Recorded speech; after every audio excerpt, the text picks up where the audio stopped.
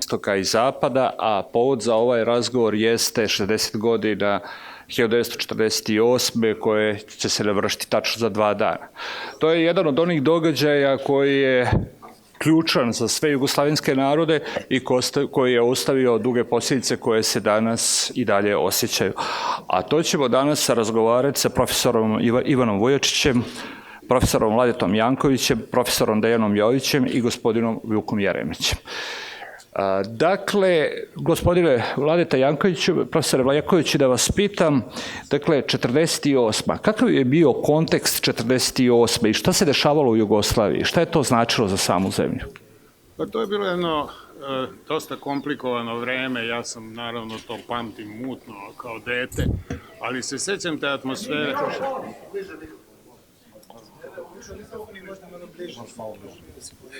Kažem, sećam se mutno tih vremena kao dete, ali se sećam te atmosfere koja se nije mogla ne osetiti i u porodici i svud. To je jedan trenutak možda preloman za ne samo za moju generaciju, nego i za neke generacije koje dolaze i svakako za generaciju koja je prethodila mojoj. Trenutak je bio osetljiv zapravo još, mislim, to je posledica. Po mom uverenju, dosta komplikovanih i u osnovi loših odnosa između samog Staljina i Tita. Tu je postojalo nepoverenje, ja mislim, još iz vremena rata, još iz vremena Titovog viđenja sa Churchillom, tako da je ta situacija postepeno postajala sve gora da bi kulminirala 47. i 8. odlukom da se napravi Kominform. I nije nimalo slučajno što je za sedište Kominforma bio odabran Beograd. To je bio izgleda Staljinov način da Tita nekako ili privuče ili da ga natrag u svoju zonu uticaja ili da ga navede na grešku. To je jedan kuriozitet. Jutros prelistavajući na internetu vidim na Wikipediji da kažu da je ova zgrada u kojoj smo mi sad zidana za sedište Informbiroa. Što nije tačno. Za sedište Informbiroa je zidana ona zgrada, znaće mnogi među vama, u Rooseveltovoj kad se prođe groblje, kad idete prema Bogosloviji pa levo, dole, to je trebalo da bude Informbiro, a ova zgrada je trebalo da bude centralni komitet SKOJ-a. Pa je to onda stala gradnja i na kraju je negde valjda krajem 50-60-ih postao hotel. Ali da se vratim ovome o čemu smo govorili. Sam Kominform je zapravo bio neka vrsta, reći ću, defektnog naslednika Kominterne. Kominterne koja je, kao što znate, bila ugašena i Kominform je to trebalo da nadoknadi. Međutim, čitava stvar je od početka bila pobačaj. On je se sastao, koliko se ja sećam, 3 puta svega. Jedan put 47. 48. 49. 53. kad je Staljin umro, praktično je prestao da postoji, a 56. je zvanično ukinut. To je jedna organizacija, naravno, koja je za tadašnju Jugoslaviju bila neka vrsta zamke. I ne treba zaboraviti da je u trenutku kada je, da kažem, kolokvijalno tikva pukla, a to je bilo pre 70 godina, to je ta rezolucija čija se godišnjica preko sutra navršava, tom rezolucijom, to je imalo strašne posledice na unutrašnjem planu, ali isto tako naravno i na spoljnopolitičkom. I kad se danas gleda iz ove perspektive taj spoljnopolitički kontekst, neke stvari ne bi trebalo izgubiti iz vida. Ne bi, na primjer, trebalo izgubiti iz vida činjenicu da je tršćanska kriza nastavila da se razvija i da je tad u stvari Zapad nekako iskoristio priliku da u Trstu istisne Jugoslaviju koja više nije imala podršku istoka. To je jedna, kako bih rekao, spoljnopolitička okolnost koja je vezana za sam Informbiro. Drugo, naravno, postoji pitanje tih vojnih pritisaka koje je Rusija vršila na Srbiju. Ne treba zaboraviti da kada je sazvana ta sednica Kominforma na koju mi nismo otišli, 1948. godine, da je tada su bili prisutni svi rukovodioci zemalja Sovjetskog bloka s nekim izuzecima i nimalo slučajno, recimo nije došao Gomulka, nije došao Georgi Dimitrov, koji su posle, kao što znate, svi vrlo brzo svoje političke karijere završili, manje ili više bolno. Isto tako, Georgiju Dež je na toj sednici Kominforma postavio neka pitanja koja nisu voljeli da čuju Rusi i tu su odmah intervenisali, to koliko sam ja o tome obavešten, vrlo oštro sam Žukov i Maljenkov. I ućutkali su Deža vrlo brzo, ali ni on nije potrajao.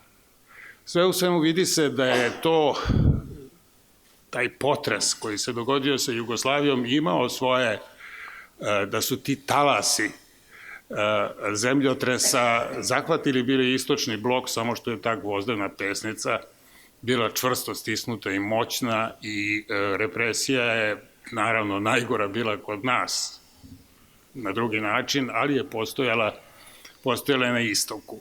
Što se tiče tih vojnih pritisaka, da se tome vratim, činjenica je zaista da je bilo manevara u Mađarskoj i da su u jednom trenutku, to je, mislim, manje poznato, ali to je zapravo tek novembar i decembar 52. kada je ta vojna opasnost bila najveća. Tada je jedna ruska tenkovska divizija krenula prema granici u Bugarskoj. Tito je recimo bio u Nišu u tom trenutku. A pre toga već, naravno, kao posledica tih vojnih pretnji, vi ste imali izmeštanje cele teške industrije iz istočnog dela zemlje u zapadni, što je imalo kasnije posledica na razvoj i život Jugoslavije dok je postojala i naravno posledica na stanje stvari posle njenog raspada. Sve u svemu, ja možda uzimam više vremena nego što je predviđeno, ali bih hteo da dam ovaj istorijski kontekst, jer mi se čini da je to potrebno danas da mlađi ljudi posebno o tome vrlo malo znaju. Dakle, zašto nije došlo do rata? A rat je pretio, zaista jeste. Prosto je kontekst celokupne svetske situacije bio takav. Nije reč samo o tome da je Drugi svetski rat bio još uvek vrlo blizu u prošlosti i živ u sećanju svih. Nije reč samo o tome da su svi dobro videli šta se desilo u Hirošimi i Nagasakiju, nego je reč o tome da se to više nikome nije isplaćivalo i da je, zahvaljujući tome, mir sačuvan i zahvaljujući jednoj okolnosti koja mislim da i danas važi, da situacija na Balkanu, da situacija u ovom našem regionu, takozvanem delu sveta, relativno gledano, u glavnom toku međunarodne politike, je ipak jedan rukavac te velike reke. I zbog toga to nije imalo posledice. O unutrašnjim posledicama rezolucije Informbiroa i svega što se posle toga dešavalo u samoj zemlji, ja bih voleo da kažem nešto, ali za sada neću da ne bih uzimao suviše vremena svojim sagovornicima. Hvala vam. Hvala vam. Profesore Vujačiću, koliko, kada pogledamo to vreme o kojem je govorio profesor Vladeta, koliko od to vreme možemo napraviti, da li možemo napraviti neku paralelu sa današnjim? Dakle, riječ je o jednom položaju Srbije 1948. i sada 2018. Mogu li se uporediti položaj ondašnje Jugoslavije i sadašnje Srbije? Pa, analogije uvek mogu da se prave, ali se ne prave samo da bi se istakle sličnosti, neki put se prave da bi se istakle razlike. I često su korisne da bi se istakle razlike i mislim u tom smislu da su razlike ogromne, tolike su razlike da skoro nikakva analogija ne postoji. Prvo, mi smo bili komunistička zemlja, znači sa jednom partijom koja je došla kroz narodno-oslobodilački rat na vlast, relativno nezavisna, na granici sa drugim istočnoevropskim zemljama kojima su negde autentični komunisti, a više sovjetski tenkovi doneli vlast njihovim komunističkim partijama i bili smo, tako reći, deo još učešća solidarišući se sa grčkim partizanima, učestvovali smo i u grčkom građanskom ratu u podršku grčkim partizanima. Tako da je granica, kao što je rekao Churchill, bila ta gvozdena zavesa o kojoj on govorio, je bila od Baltika do Jadrana, računajući i nas, a sada ta granica je daleko pomerena i iz ovih predela. Ta granica je i činila Jugoslaviju interesantnom geostrateški tokom trajanja Hladnog rata. Hladni rat se završio, više se neće ponoviti, barem u onom smislu u kome je postojao, između ostalog zbog toga što to nije bio samo sudar vojski i snaga, nego ideologija. Ta ideologija je propala. Jugoslavija se raspala, ona je sada pretvorena, od nje je ostalo 6-7 patuljaka, od jedne zemlje koja je bila relativno velika, s velikim stanovništvom i značajnom geografijom, na granici budućeg Varšavskog ugovora. Tako da mislim da nema nikakvih direktnih analogija, niti može da se povrati ono vreme u koje je kasnije Tito vešto koristio da igra između istoka i zapada, ima zapadnu podršku, čuvajući se od potencijalne opasnosti od Sovjetskog saveza, odnosno istočnog lagera. Tako da odgovor je ne. Odgovor je u suštini ne. Ja bih samo hteo da kažem još jednu stvar koju mislim da je jako bitna, kao možda i uvod za nekog drugog, a to je da kod nas postoje narativi o svemu, pa naravno i o našim odnosima sa Moskvom, i postoji istorija. Po sadašnjem narativu, narativi su priče koje pričamo sami sebi da bi se dobro osjećali ili da bi se loše osjećali ili da bi ispričali neku priču kako mi volimo da je vidimo, a istorija je ono što je stvarno bilo. Ako razmislimo o tome, u posljednjih 100 godina, kad govorimo o Rusiji, pošto je to povod IB i rastanak sa Sovjetskim savezom, do posljednjih 100 godina smo imali u suštini, znači od Prvog svjetskog rata, znači neposredno posle Prvog svjetskog rata, kada nas je podržao car Nikolaj, imali 80 godina relativno napetih i relativno loših odnosa sa Moskvom.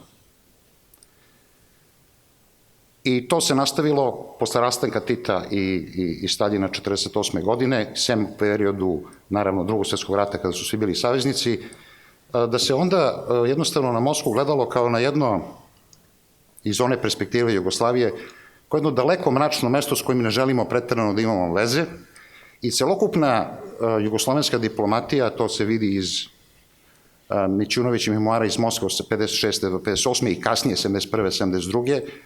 a iz nekih napisa Mirka Tepavca i beležaka u MIP-u, da je celokupna diplomatija Jugoslavije bila usperena na to da se ne da nikakav ekstra ustupak Moskvi ili Sovjetskom savezu na ovim prostorima, odnosno druge zemlje. Ta stvar se bitno, naravno, promenila kasnije, tokom 90-ih i naravno od 2008. posle deklaracije o nezavisnosti Kosova, unilateralne deklaracije koje su priznane na zapadu. Time bi ja dao malo prostora drugima, ali mislim da je ovo nešto što bi trebalo imati u vidu. Baš kad smo u tome u vidu, profesore Joviću, pričamo dakle o sadašnjim stvarima. Koliko je zapravo Sovjetski savez imao uticaja onda na Jugoslaviju, a koliko sada Rusija ima uticaj na region? Prvenstveno mislim na Srbiju. Sovjetski savez je imao ogroman utjecaj na stvaranje i oblikovanje socijalističke Jugoslavije i zapravo glavne konture socijalističke Jugoslavije i u ideološkom pitanju i u nacionalnom pitanju i u pitanju federalizma i prava na samoodređenje do odcijepljenja, što je Staljinov dodatak na Lenjinovu doktrinu nasuprot Wilsonovoj, sve su zapravo oblikovane u Jugoslaviji prihvaćene od 1943. do 1948. Dakle, nikakav raskid sa Staljinom nije promijenio osnovne stvari.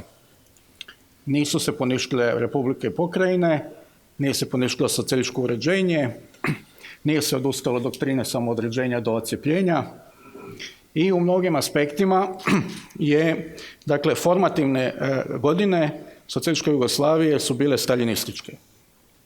I sad, naravno, u literaturi kasnije, naročito ovo iz 80. onda su se otvorili čitav niz drugih pitanja koja nisu baš bila bila su prilično tabuizirana jedno duže vrijeme oko tog antistaljinističkog staljinizma, i kroz Goli otok i kroz ove teme koje su se događale, to je samo površinska stvar. Međutim, kad to sve kažem, ja ipak mislim da je prekid između Tita i Staljina 1948. godine također imao formativni značaj za godine nakon toga. I to, ja bih rekao čak da je imao priličnog značaja i za način na koji se Jugoslavija završila. Ovdje imamo u publici vidim i ljude koji su u tome stručniji, ali recimo zamislimo situaciju da je Jugoslavija ostala pod sovjetskom kontrolom i da je Staljinov pokušaj da makne Tita i namjesti nekog drugog, na primjer Hebranga i Žujovića, prije svega Hebranga, da je uspio. Bi li se Jugoslavija raspala 1991. ili ne? To je pitanje koje zaslužuje neku ozbiljnu pažnju. Ulazi doduše u ovu sferu što bi bilo da je bilo i kontrafaktualne istorije, ali je ozbiljno pitanje. Naime, od 1948. nadalje Jugoslavija počinje graditi svoj identitet u priličnoj mjeri, koliko god fundament ostaje isti, napravljen u tih prvih 5 godina prije toga, ona počinje narativno graditi svoj drugi na antisovjetizmu. Tako da ova cijela Kardeljeva rekonstrukcija Jugoslavije zapravo tretira Sovjetski savez kao drugo. Sovjetski savez je centraliziran, dakle treba decentralizacija. Sovjetski savez je državni, dakle treba deetatizacija i antietatizacija u Jugoslaviji. Dakle, čitav taj narativ koristi sovjetski drugi kao drugi. Mi smo potrošili Sovjetski savez kao drugo do 90. I zapravo da, kad se usporedimo recimo s Poljskom i Mađarskom drugima, oni su 90. 91. dočekali kao narodnu revoluciju, nacionalnu revoluciju u kojoj je drugi bio Sovjetski savez. Znači, povratak suvereniteta nasuprot Sovjetskom savezu. Jugoslavija to nije mogla uvjerljivo raditi. U Jugoslaviji nije bilo uvjerljivo, ćete vi govoriti, sad je vrijeme, braćo i sestre u Južnoj Sloveniji, da se vratimo nazad našoj jugoslavenskoj državi, koju nam nije dozvoljavao Sovjetski savez, koji nas je kontrolirao i nije nam dozvoljavao suverenitet. Tako se nacionalizam, umjesto da bude antisovjetski i projugoslavenski, u Jugoslaviji pokazao kao antijugoslavenski i onda separatistički u ovom smislu nacionalnih država. Nismo imali nikog drugog da ga krivimo za našu sudbinu, vanjskog drugog. Pa smo počeli da krivimo jedni druge. Hrvati Srbe, Srbi Hrvati, Albance, Albanci sve nas druge, Slovenci sve druge, takve stvari. Dakle, ja mislim da je za karakter sve drugo, da je bila staljinistička vlast u Jugoslaviji do 90. Ova zemlja bi izgledala mnogo gore, imala bi puno manje sloboda i u njoj bi bilo puno lošije za živjeti. I u tom smislu Titova je zasluga ogromna. 1948. je od njega napravila čovjeka koji se jedan od rijetkih može podičiti da je bio protivnik Hitleru i Staljinu. Ovi koji danas govore o tome da on bio totalitarni lider, neka se malo zamisle nad tim. Da se suprotstavio Hitleru i Staljinu. Što suprotstavio, što oni njemu. Prema tome, od njega i od Jugoslavije napravila je jedan uzor želje za nekim balansom u postojećim okvirima i od jedne relativno male zemlje napravila zemlju koja je daleko nadišla svoje sposobnosti i očekivanja od drugih.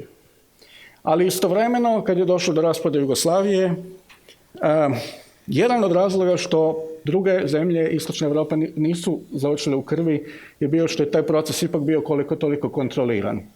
Jer je staljinistička struktura ostala da ga kontrolira ili sovjetska ili ove staljinističke u tim zemljama, da ga kontrolira. A kod nas se dogodio raspad po svim šavovima i stvorio se kaos i anarhija. Tako da ja bih tu rekao, značaj je ogroman, nije apsolutan, to nije bila apsolutna prekretnica. Mnogi elementi staljinizma su se nastavili kasnije i fundament je ostao. I danas, na primjer, sad s tim ću završiti, ja sam napisao bio jedan članak gdje sam rekao da ako je Franjo Tuđman doista otac Hrvatske države, Staljin je njen djed. Jer mislim, cijela ta priča o stvaranju republika i pravo na samoodređenje do odcjepljenja i ideologija i on sam osim toga, kao i komunistička partija, svi ostali imaju svoj korijen u toj staljinističkoj priči. Hvala vam. Mi smo naslijedili više nego što mislimo, ali je odmak bio toliko značajan da ga treba priznati, treba ga poštovati i u tom smislu treba odbaciti simplificirane ocjene o karakteru jugoslavenskog socijalizma samo na temelju jednostrane priče.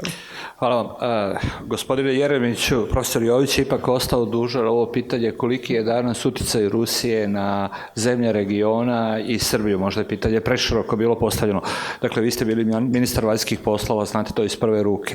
Kakav je danas utjecaj Srbije? Rusije? Pa, pre svega, da se samo za sekundu osvrnem na istoriju, mada su to prethodni govornici uradili mnogo bolje od mene i u tome su stručni. Od geografije i od istorije teško pobeći i činjenica je da je ovaj prostor uvek bio neka vrsta tromeđe odnosa zapada, istoka i jugoistoka i sad možda menjali su se vremena i menjali su se konkretni igrači, povodi, ideologije, ali na Balkanu je uvek postojala ta tromeđa i mislim da u tom kontekstu treba i posmatrati i današnji uticaj svih tih igrača, Turske, Rusije i Zapada. Bilo je momenta kada je Rusija bila daleko više uticajna na Balkanu i u Srbiji nego što je to danas. Bilo je trenutaka i kada je bila manje. Rekao bih da je danas ruski uticaj prisutan, postoji, ali je svakako sekundaran u odnosu na, recimo, uticaj Zapada, pre svega Evropske unije i Sjedinjenih država, u ovom trenutku. Kakva će biti ta trajektorija u nekom vremenu koje je pred nama, ostaje da se vidi. Bila je daleko manji uticaj Rusije je bio pre 5 ili 10 godina, danas je veći. Stvari se dosta dinamično menjaju i mislim da to takođe treba posmatrati u kontekstu aktuelnog razvoja situacije u Evropi, političkog razvoja u Evropi, pre svega krize Evropske unije koja na ovaj ili onaj način, hteli mi to da priznamo ili ne, značajno usporava ili u potpunosti zaustavlja proces proširenja Evropske unije na Zapadni Balkan. I ukoliko postaje jasno da od pristupanja Evropskoj uniji za zemlje Zapadnog Balkana nema ništa u nekom kratkom roku, u najmanju ruku. Ja mislim da bi to mogao biti i neki duži period, ali u svakom slučaju u narednih 5 do 10 godina, 10 godina rekao bih da je najmanje nemoguće zamisliti bilo kakvo proširenje na Zapadni Balkan. Normalno je da regionalni akteri, da istorijski pogotovo akteri na ovom prostoru žele da budu prisutni i da utiču. Konkretno u ruskom slučaju manje ekonomski, a mnogo više politički. Mnogo više politički, baš zato što jedan od posledica te nemogućnosti da se Zapadni Balkan integriše u Evropsku uniju i da li je to uzrok, da li je posledica, verovatno je jedno i drugo. Ostaju nerešena neka pitanja na Zapadnom Balkanu. Neka su teritorijalna, neka su administrativna, tu mislim na Bosnu i Hercegovinu, i u svim tim nerešenim pitanjima Rusija kao članica Saveta bezbednosti Ujedinjenih nacija, a sva ta pitanja su na ovaj ili onaj način vezane za Savet bezbednosti, dosta čvrsto i solidno drži, uslovno rečeno, srpsku stranu. Odnosno, podržava zvaničnu politiku srpske vlade, koja je po pitanju Kosova, po pitanju Bosne i Hercegovine nije, da kažem, bar u deklarativnom smislu bitno menjena u poslednje vreme. Tako da uticaj Rusije kroz pre svega svoje učešće na Savetu bezbednosti, veto na Savetu bezbednosti u političkom smislu, a i u potencijalno bezbednostnom smislu, jer kada su pokazali u Siriji da ne može baš sve da se reši onako kao što je Zapad zamislio i sa relativno malim korakom, malim uticajem, neprocenjivo malim u odnosu na ono što je, na primjer, Amerika uradila i potrošila u Iraku. Sa relativno malim investicijom u potpunosti promenila bezbednostnu jednačinom na Mediteranu. Mislim da će taj uticaj ovde ostati i mogu da kažem da postoji jedna mogućnost i da bude povećan u vremenu koje dolazi, pogotovo imajući u vidu krizu Zapada. Hvala vam, profesore Vujačiću. Barack Obama i ne samo on govorili su da je Rusija zapravo jedna regionalna sila, za razliku od Sovjetskog saveza koji je bio jedan od dvije globalne velesile. Kakav je zapravo realni uticaj Rusije u svijetu? Koliko to moćna država? Pa prvo vratio bi se na ovo imam jedan komentar na ono što je Vuk Jeremić rekao malo pre, ali ajde prvo da odgovorim na to pitanje. Znači, predsjednik Obama je rekao nešto što je tačno, ali nije trebalo da kaže, pošto je predsjednik Amerike, onda to iritiralo Ruse. Mislim, nije bilo pametno da to tako kaže, ali je istina u sljedećem smislu da ukoliko isključimo nuklearno oružje, što naravno dolazi u upotrebu tek u onim drastičnim i krajnjim situacijama, da je uticaj raspad Sovjetskog saveza, kriza, ekonomske i druge stvari uticalo bitno da se smanji uticaj njena moć u svetskim razmerama, što ne znači da regionalne sile mogu biti jako snažne u regionima. Nemojte zaboraviti, italijanska ekonomija je veća od ruske ekonomije. To ljudi ne znaju. Italijanska ekonomija je veća od ruske ekonomije, to dosta. Ruska ekonomija zavisi od cene nafte, ide gore-dole, vrlo je nestabilna, to se pokazalo i posle ukrajinske krize 2014. pada cena nafte, OPEC, da su ušli ozbiljne probleme i da su spašeni zahvaljujući pametnim ekonomistima ovih par godina. Nemojte zaboravite da tehnološka superiornost i razvoj novih tehnologija ne krasi širok front ruske ekonomije. I sam Saks, bili smo ovde danas kada je sam Saks rekao da to je jedna primitivna ekonomija koja se zasniva uglavnom na energentima koji će otpasti iz upotrebe u narednih 20-30 godina. Tako da ako hoćete da budete stvarno velika super sila, morate da projektujete svoju moć ne samo kroz potencijalno nuklearno uništenje, nego uz jaku ekonomiju koja onda može da izdržava široku vojsku i sredstva vojna i druga koja će privlačiti strane investicije, investirati u strane zemlje i tako dalje i tako dalje.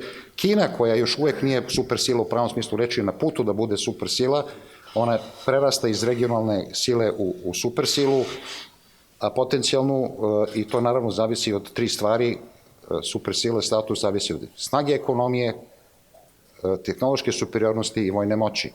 I u tom smislu je opada uticaj Rusije. Ali bih hteo da kažem nešto povodom ovoga što je rekao Vuk malo pre. Ja se ne slažem. Ja mislim da nijedna zemlja u ovoj zemlji nema toliki uticaj kao Ruska federacija.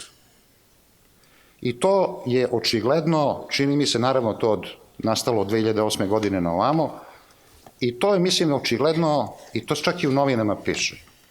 Svaki put kad se sastavlja vlada, ide se na konsultaciju u Moskvu. Prošli put smo dobili čak i zvaničnu izjavu da je predsjednik Putin rekao da bi bilo zgodno da neki ljudi koji su za bliske odnose sa Ruskom federacijom budu u vladi. Pa smo imali incident sa Anom Brnabić koja je rekla ako biramo između Evropske unije i Rusije, birat ćemo Evropsku uniju, drvlje i kamenje je sasuto na nju, išla je kod ruskog ambasadora na noge da mu pokazuje transkript, što je rekla Bloombergu. Kada je naš ministar spoljnih poslova Dačić rekao ako nas terate biramo između Rusije i EU, on je rekao birat ćemo Rusiju, niko reč nije rekao. I to su stvari koje se odigravaju pred našim očima. Prema tome, ubedljivo najveći spoljni faktor sa uticajem ovde trenutno je Ruska federacija iz razloga što je napravljen narativ u kome su oni naša večita braća s kojima sarađujemo, ne znam, u bliskim smo odnosima 600 godina, u kojoj su oni naši branitelji Kosova i našeg teritorijalnog integriteta i u kojem je to pretvoreno u široku verovanje i političku podršku takvoj orijentaciji. I onda ne treba se čudite što je Putin najpopularniji političar, najpopularniji od svih političara u zemlji zajedno i u istoriji možda ove zemlje, sve možda Tita, i tako redom, tako redom. Znači, Ruska federacija ovde ima najveći uticaj, a prirodno bi bilo da to ima Brisel.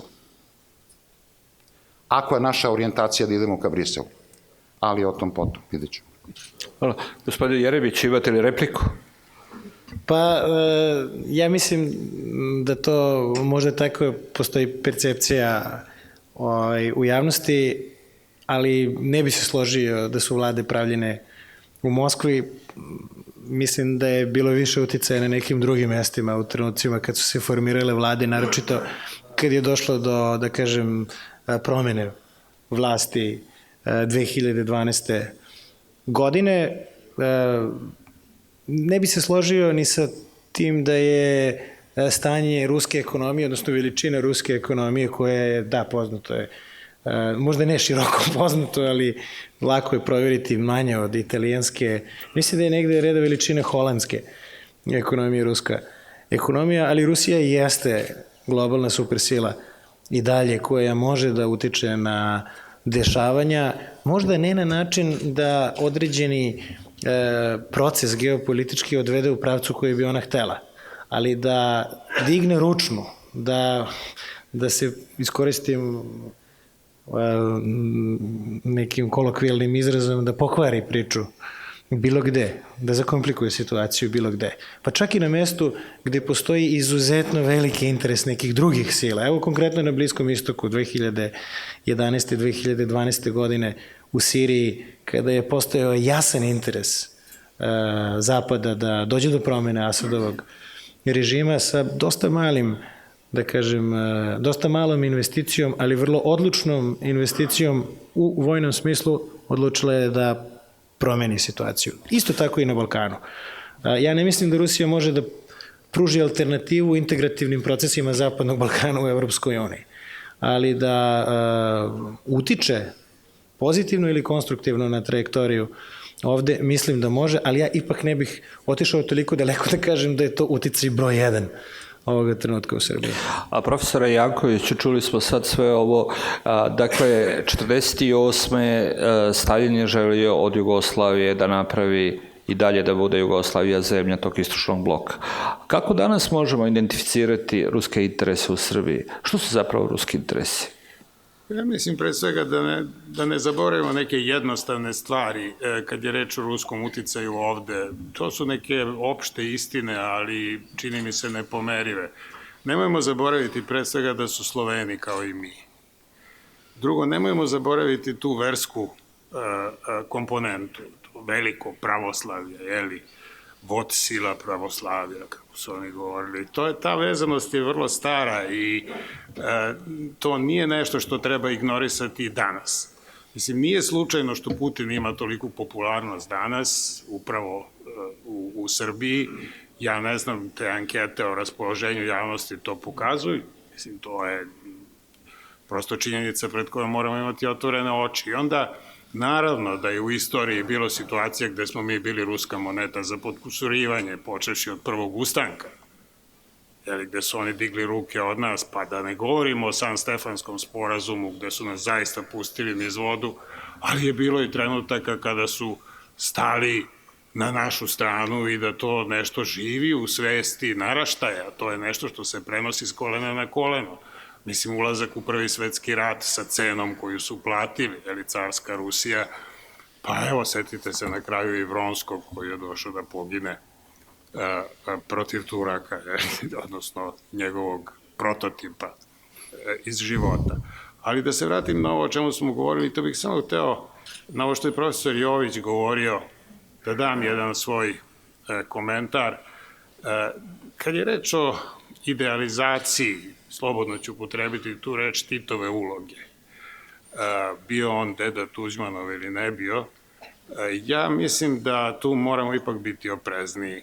On jeste bio trn u oku Staljinu i ranije, i pre Informbiroa.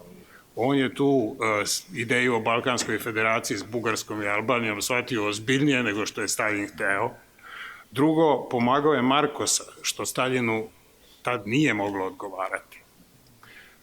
A onda, kada je došlo do raskida, ta cena koju smo mi platili je strašna.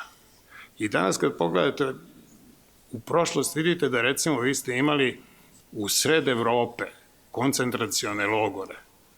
Nimalo bolje od onih koji su bili u nacističkoj Nemačkoj.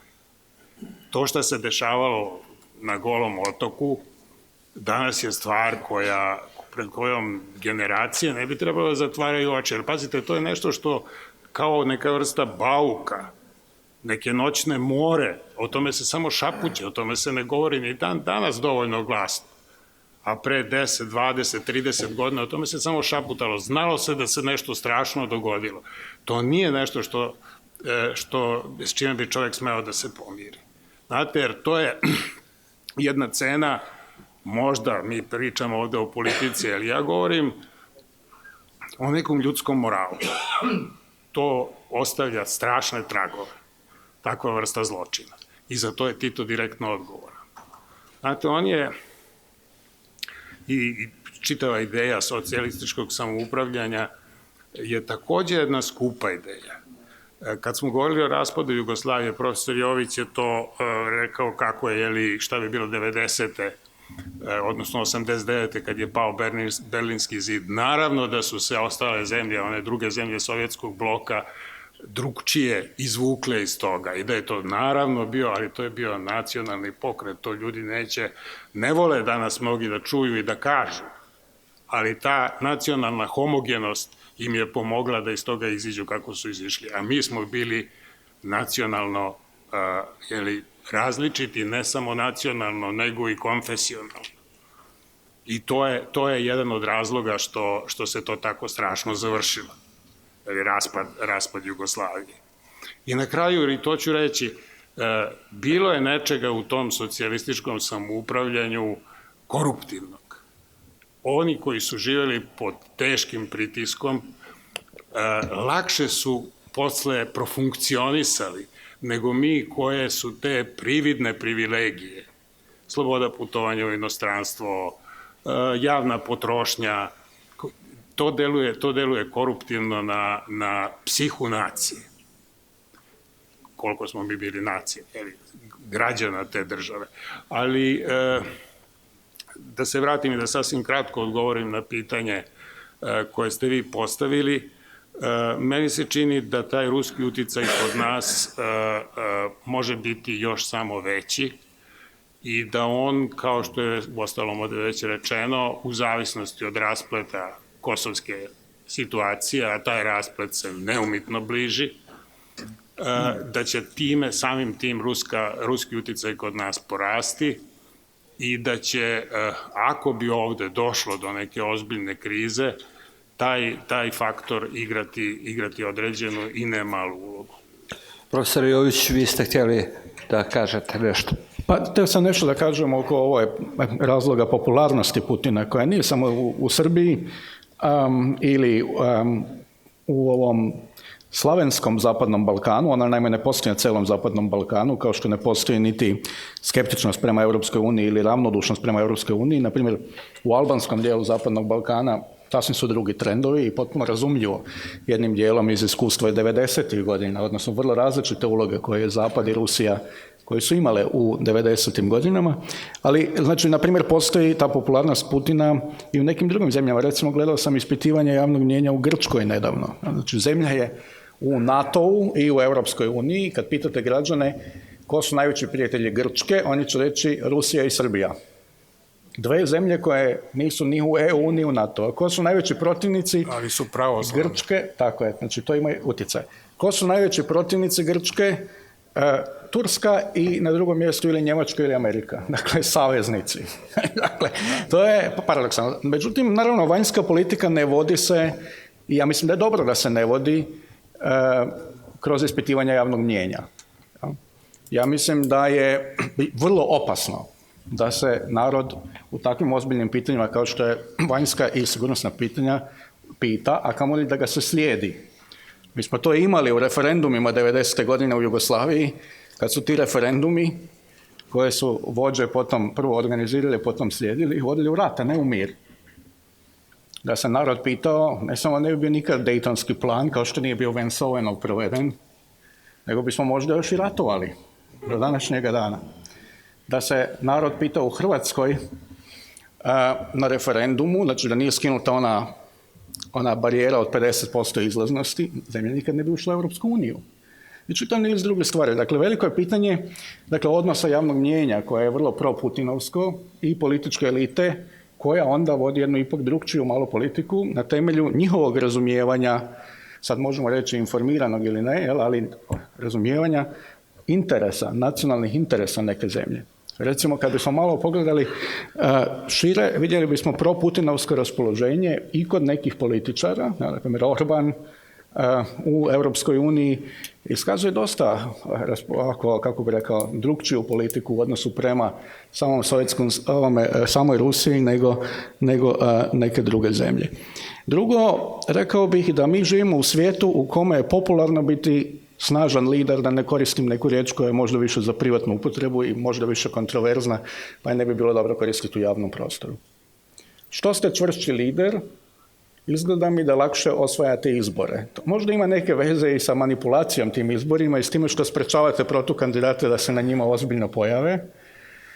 Vidjeli smo sada Erdogana koji ima protukandidata u zatvoru, pobjedio na izborima i isto tako i drugdje. Dakle, meni izgleda da je došlo neko vrijeme u kome priličan broj javnosti zapravo želi jednoga čvrstoga lidera koji će biti 20 i više godina na vlasti. Putin je od 2000. do danas praktički već 18 godina s ambicijom da bude još nekoliko. Dakle, jednoga lidera koji može nešto i ostvariti, a ne samo obećati. U demokratskom svijetu gdje nemate snažne lidere, vi imate komplikacije sa institucijama, predsjednik nešto obeća, ne može ostvariti jer postoji Ustavni sud, pa postoji vlada, pa postoji ovo ili ono. Jednostavnost koju mogu obećati, pa potom donekle i ostvariti, lideri koji računaju na 20 godina na vlasti, je mnogim ljudima atraktivno. U Crnoj Gori imamo taj slučaj. Gdje imamo jednog lidera već jako dugo i ne vidim da postoji neraspoloženje, odnosno da postoji neki otpor da bi ga se uklonilo, jer da ljudima smeta što je on tako dugo politički lider. Dakle, mi se malo nekad zavaravamo ovom demokratskom retorikom da ljudi žele promjene, da žele reforme, da žele odlučivati u politici. Moj je dojam da najveći broj ljudi zapravo bježi od odlučivanja u svakodnevnom životu, pa onda i u politici. Sad, tu postoje još dva razloga, ja bih rekao, za Putinovu popularnost. Jedna je kako ga ljudi vide, odnosno kako ga mediji projiciraju. Rusija je ono što zamislimo. Imidž Zapada, imidž Rusije i drugih zemalja, kao i naše zemlje, je u velikoj mjeri konstrukt. Ljudi nikad nisu bili tamo, ali imaju vrlo jasnu sliku i o Rusiji i o Zapadu. I budući da mi živimo u svijetu konstrukta, a ne činjenica, u jednom svijetu imidža, to je sasvim dovoljno. Najčešći imidž Rusije je da je to zemlja koja se odupire zapadnoj hegemoniji. Dakle, odupire se Amerikancima i Zapadu i u tom smislu, što je slabija, ova činjenica da ima ekonomiju kao Nizozemska ili Italija, joj je samo koristi jer izgleda slabija. Ljudi vole malo ove slabije zemlje koje se suprotstavljaju moćnim i velikim, kao što su Sjedinjene Američke Države u određenim pitanjima. Dakle, jedna vrsta popularnosti Putina i Rusije proizlazi iz naše slike o Rusiji kao nekome koja je alternativa. I to u svijetu koji je proglasio 89. da više nema alternative. Nema drugog puta nego EU, nema drugog puta nego Zapad, nema drugog modela nego naš. Morate se reformirati da ličite na nas. Dakle, postoji instinktivni otpor, jer je ideja nema alternative nespojiva sa obećanjem slobode. Nije moguće živjeti u slobodnom svijetu ako tvrdite nema alternative. Ovdje je sada Francis Fukuyama u Beogradu, govorit će danas i sutra na raznim mjestima ovdje, pa možemo malo razgovarati o tome, o toj ideji da je došao kraj povijesti i da nema alternative. Ljudi traže alternativu i u tom smislu su skloni ovome. I konačno, ja mislim doista da će uloga Rusije na Zapadnom Balkanu biti veća, ne samo Rusije, nego rekao bih i Turske, i ostaće velika uloga SAD-a koja će biti, mislim, sve više suprotna poziciji Europske unije. Mi sad imamo Sjedinjene Američke Države i Britaniju, koje više nisu isto što je EU. Dakle, djelovat će samostalno na Zapadnom Balkanu. Ali razlog zbog kojeg je to moguće je samo u tome što Europska unija vodi i dalje politiku iz 90-ih, a ne politiku iz 2010-ih, znači kako bi trebalo voditi, i oklijeva sa brzim prijemom svih zemalja Zapadnog Balkana u Europsku uniju. Pametna Europska unija bi se trebala voditi politikom, proširi se tamo gdje možeš i kad možeš. Sad još uvijek možeš. Međutim, ona stavlja nove i nove barijere i uvjete koje ove zemlje ne mogu više ispuniti i time otvara prostor svima drugima da se uključe u politiku Zapadnog Balkana. Snaga Rusije proizlazi iz slabosti i oklijevanja Zapada da odmah sada primi ove zemlje ovakve kakve jesu u svoje strukture. Jer one to za sada još uvijek žele. Njihovi lideri žele. Narod nisam više siguran, ali kao što sam rekao, narod se o tim pitanjima zapravo ne pita. Da, sad kada već pominjali smo dosta u Putinovu popularnost, jasno je da režimski mediji u Srbiji to na sve načine guraju. Također guraju još jednu stvar koja je vrlo interesantna, a to je nabavka naoružanja iz Rusije. Pa dakle, danima slušamo o nabavci migova, tenkova i nekog drugog oružja. S druge strane, ostaje činjenica da Vojska Srbije ima mnogo više vježbi sa zemljama NATO-a. O čemu se tu radi, profesore Vujačiću? Zašto se takva slika stvara? Da eto, doći će Rusi da nas brane za 24 sata. Pa ja bi se nadovezao na ovo što je rekao profesor Jović malo pre, što je Dejan rekao. Mislim da kod nas postoji još jedan ekstra razlog. Znači, tačno u Evropi postoji ta, da kažem, podrška ideji da postoji jedan jak lider koji je u stanju da uradi nešto i da nekom se suprotstavi. U našim uslovima mislim da je to još drastičnije zbog dve stvari. Naravno, prvo je bombardovanje od strane NATO, a drugo je podrška, znači načine koje su Amerikanci pre svega identifikovani kao oni koji su gurali unilateralnu deklaraciju nezavisnosti Kosova i tražili podršku od svojih saveznika u Evropi, zašto što su i dobili uglavnom. I onda iz tog razloga, znači razloga uzlojeđenosti, ja mislim s jedne strane postoji ogromna popularnost koja onda kroz štampu napravljena u smislu evo ga sada neko ko će moći Zapadu ili Amerikancima kaže ne može to tako, evo ga čovek koji to može da kaže, prema tome pošto se mi osjećamo ozlojeđeno zbog nepravdi koje su nam učinjene, mi ćemo sada da se divimo nekome koji u stanju to da učini, pa i Kinezima, Xi Jinpingu, ovome onome, tako dalje, svim jakim kako kažem, liderima koje predstavljaju neke velike zemlje sa vojnim i drugim potencijalom. Sad, ovo što se kod nas dešava u vezi tih, mislim da se kod nas stalno igra u politici, znači u javnosti se pojavljuju dve stvari. Jedna je ono o čemu je govorio Dejan malopre, a to je da političke elite gledaju možda malo drugačije ili oni koji vladaju ovom zemljom malo drugačije na Brisel ili barem deklarativno su tamo okrenuti, a da veliki deo biračkog tela te iste velike većine je, kako kažem, ušlo u ovu priču o narativu, o velikom bratstvu sa Rusima koji će nas braniti i delimično ovim uzlojeđenošću zbog onoga što se desilo 90. i 2008. godine. Tako da u toj kombinaciji pokušava se pravi neka unutrašnja, da tako kažem, ravnoteža, pa onda se unutrašnje, onda se priča nabavit ćemo migove od Rusije i tako dalje, nabavit ćemo ovo, nabavit ćemo ono. Kako stvari odmiču, vidi se, barem meni, čitajući novine, nisam nikakav vojni stručnjak, ali ono što mogu da vidim je kad dobijemo poklon, ne znamo da treba platimo 180 miliona da se rekonstruišu neka starudija, koliko su neki generali rekli javno u novinama. Pa onda ćemo dobiti još ne znam šta, i onda se počinju malo opasnije igre, tipa nabavit ćemo neke protivraketne sisteme za obranje protivavionske sisteme, onda se postavlja pitanje, je li, ako nam je orijentacija da idemo u Briselu, gde će se koristiti te protivavionske rakete? Neće treba da obarate ruske migove sa ruskim raketama, nego će treba da obarate neke druge potencijalne avione i onda se to smatra jednim, kako kažem, guranje prstem u oku Zapadu. Nije loše da nabavljamo rusko naoružanje, bilo bi dobro da se to radi na jedan smislen način, kako da, znači, kad vojska identifikuje svoje potrebe, da vidimo šta im treba i tako dalje. Ovo mi se nekako sve čini ad hoc i više kao nekakav politički potez. S jedne strane. S druge strane, mi smo izgradili odnose sa NATO-om i sa američkom nacionalnom gardom u Ohaju i dosta se veliki broj vežbi tu vrši i pokušava se, stalno se predstavi s jedne strane taj neki balans i da na taj način da se, ajde da kažem ovako, i time ću završim, da se nastavak neke, po znacima navoda, tituističke politike igre Zapad i Rusija uzimamo oružanje od jednih i od drugih i mi smo tu između istoka i zapada, što suštinski, ako ste slušali ono što sam na početku rekao da je istočna granica pomerena tamo u Ukrajinu, iluzija kojom se mi bavimo na ovim prostorima. A gospodine Jeremiću, baš kad smo kod ove Srbije između istoka i zapada, vi ste na svojoj koži osjetili dakle, da svako opoziciono djelovanje kada je režim u pitanju uvijek se završi na taj način da vi i vaše kolege iz opozicije idete u strane ambasade po instrukcije, po pare, da ste strani plaćenici izdajnici, kao u ostalom i mi iz Vremena i drugih nezavisnih medija. Dakle, to je ista stvar.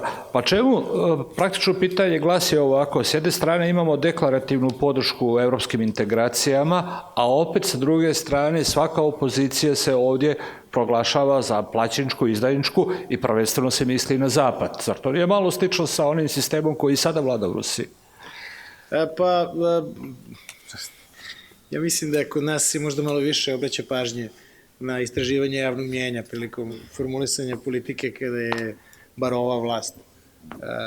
Kada je ova vlast u pitanju i tako da te sve stvari koje su vezane za odnos prema Rusiji, a Putinova popularnost i popularnost Rusije je takva kako jeste, sad možemo objasniti to na razne načine. Ja mislim da nije samo percepcija, mislim da tu postoji i malo onoga što je profesor Janković rekao, a i realne političke podrške koju Srbija uživa od strane Rusije za neke stvari, pre svega Kosovo i tako dalje.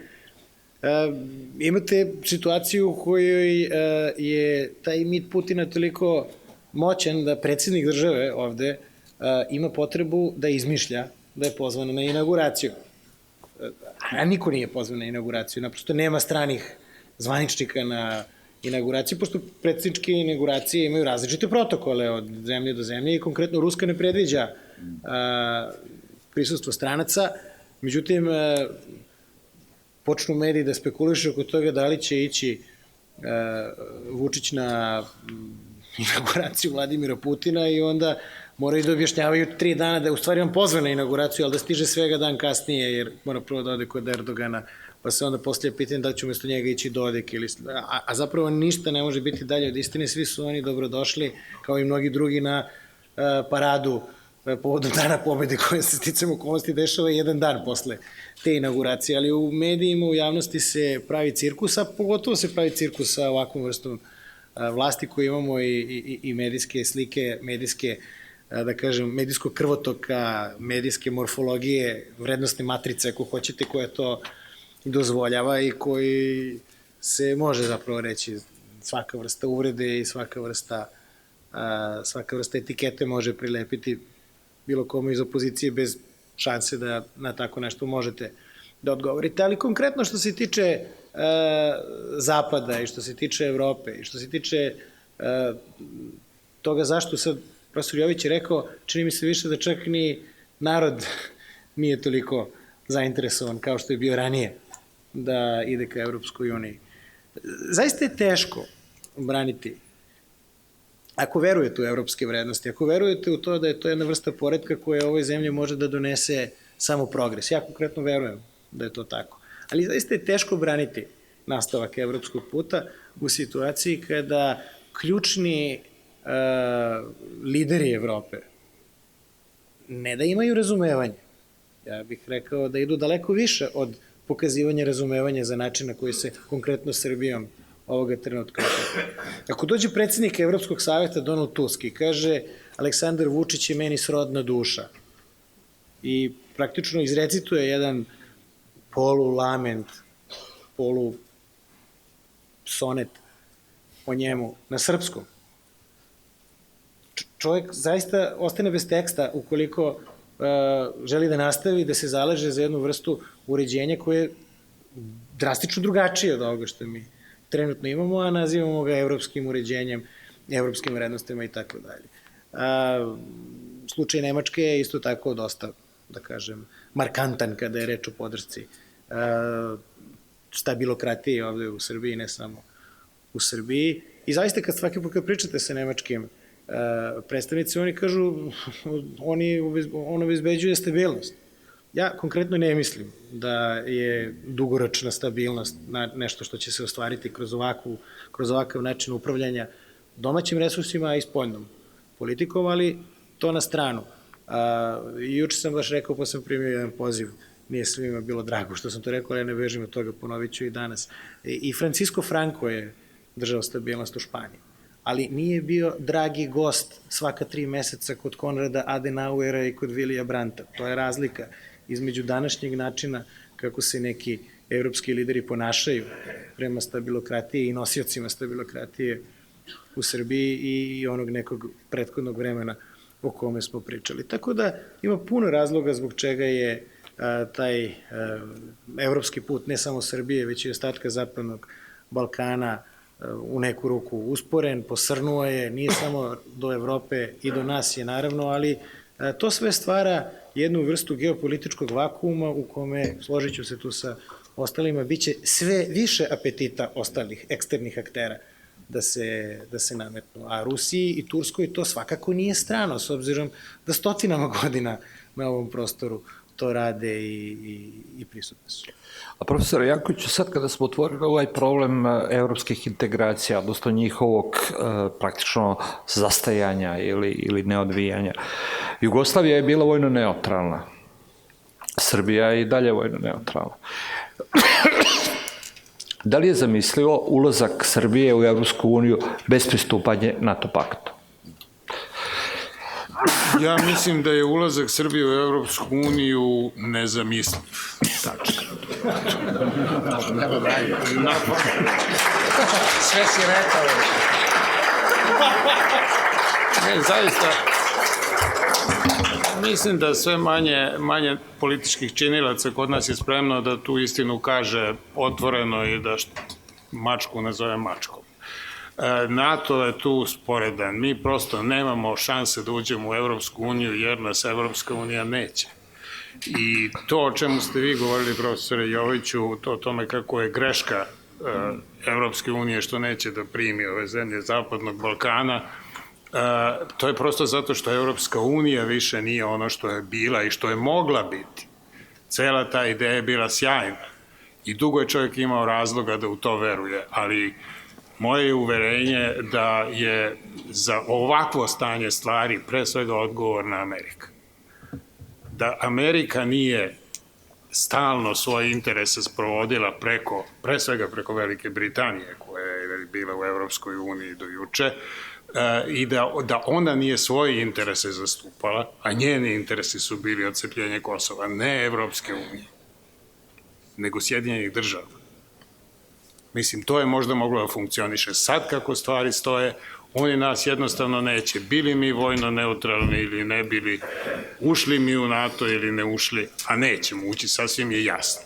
Sa ovim raspoloženjem javnosti, pa ne možemo očekivati, to je protivno ne nekom političkom, finom, analitičkom razmišljenju, nego je protivno zdravom razumu. Ne možete očekivati od jedne nacije koja je bombardovana, od jedne države koja je 3 meseca bombardovana, onako kako smo mi bili bombardovani, koja je opljačkana za 15% teritorije, koja je bila izložena strahovitoj i još uvek jeste, strahovitoj medijskom ponižavanju, potrebit ću pravu reč. Ko se seća kako je, recimo, ja slučajno znam za Englesku, kako je izgledala njihova propaganda u vreme Blaira i kako su Srbi predstavljeni. Kao danas pamtim, recimo da sam učestvovao u jednoj televizijskoj emisiji neposredno posle onoga što se desilo 17. marta 2004. na Kosovu, da je to bilo još sasvim sveže, još se još uvek dešavalo, u toku je bilo. Imali ste na ekranu sliku onoga koji se popeo na kube i lomi krst. I ja sam tad u tom razgovoru sa voditeljem upotrebio reč pogrom. On je rekao, molim vas, kakav pogrom? To je međuetnički sukob. A gledamo i on i ja šta se dešava. Propaganda je bila strašna i propaganda je ostala. Vraćam se onome o čemu sam govorio. Ne možete očekivati od jednog naroda, od jedne države, da bude za one koji ga ponižavaju, pljačkaju, koji ga vređaju, koji na kraju, politički govoreći, prosto brišu patos s njim. I to je ono što se dešava Srbima i ne dešava se samo u politici, dešava se u sportu. Mislim, gledajte samo ovo sad na ovom svetskom prvenstvu, to je najbliži primer. Koja su to dvostruka merila? Kažem, vraćam se odgovoru na vaše pitanje, on je krajnje jednostavan, mislim da nećemo ući u NATO i da nećemo ući u Evropsku uniju. Profesore Vujočić, slažete li se vi sa ovim? Ako ne uđe, ako Srbija, a to je dakle tendencija svih vlasti od 5. od oktobra pa na ovom, uključujući ovu sad, sve su one za pristupanje Evropskoj uniji. Šta je alternativa i postoji li? Ako ste me pitali za ovo za NATO, ja se slažem sa delimično sa Vladetom u sledećem smislu. Neću da kažem nećemo nikad ući u Evropsku uniju, to mi je po znakom pitanja, a slažem se da NATO tu nije pretjerano relevantan u našem slučaju upravo iz ovih razloga koje on izneo. Znači, dosta se mehanički pristupa tome kao sve su zemlje istočne Evrope ušle prvo u NATO po Evropsku uniju, ali nemojte da zaboravite da te zemlje nisu bile bombardene od strane NATO-a, to je jedno. Drugo, da su te zemlje lobirale izuzetno snažno da uđu u NATO jer su imali iskustvo sa Sovjetskim savezom. I htele su da stanu pod nečiji kišobran drugi samo da im se ne bi ponovilo iskustvo, da se ništa ne bi promenilo u daljoj istoriji na tu temu u čiju će sferu uticaja da spadne. Znači, to je ono što je rekao Vladeta, narodna revolucija, narodni suverenitet i nekako da obezbedimo taj narodni suverenitet je, videli su u tome u NATO-u taj izlaz. U nas to neće biti slučaj iz jednostavnog razloga što prvo raspoloženje je tako kako jeste, imali smo istorijsko sukobu kako jesmo i to ovi drugi znaju.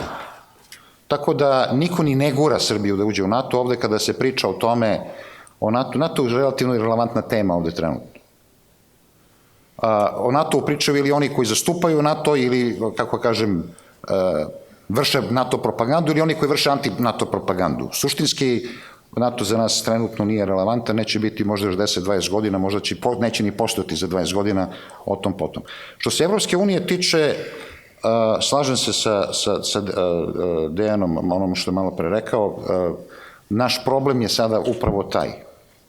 Čini mi se da upravo taj, ono što je rekao Vuk malo pre. Što njih bude manje ovde i što vode više ovakvu politiku, toliko će podrška Evropskoj uniji biti manja. S jedne strane, a s druge strane ostavljaju nas onda u nekom tipu limba, jer smo se opredelili da idemo u Evropsku uniju. Evropska unija ima svoje probleme, nekako se zatvorila se, ima i razloga što se zatvorila i da sredi neke svoje odnose. Evropska unija neće ni i to je jedan od razloga, mora da se izbori sa liderima Istočne Evrope. Istočna Evropa u stvari nikad nije bila prava Evropa u smislu onome kako je Evropa ideja. Istočna Evropa u suštini nije ni bila deo Evrope u smislu demokratije, nezavisne institucije, sve one istorije koje imala Zapadna Evropa, naročito ove razvijene zemlje, Francuska, Holandija, Engleska, Nemačka i tako dalje. Tako da oni verovatno će tu da povuku ručom, što je rekao Vuk Jeremić malo pre, i onda ćemo vidjeti gde smo. Sad, postaje se pravo pitanje sledeće za nas. Da li mi stvarno tamo hoćemo ili nećemo? Kad govorim ne o nama, ne kao što rekao neko ovde, Dejan malo pre, ne govorimo o narodu, nego o eliti.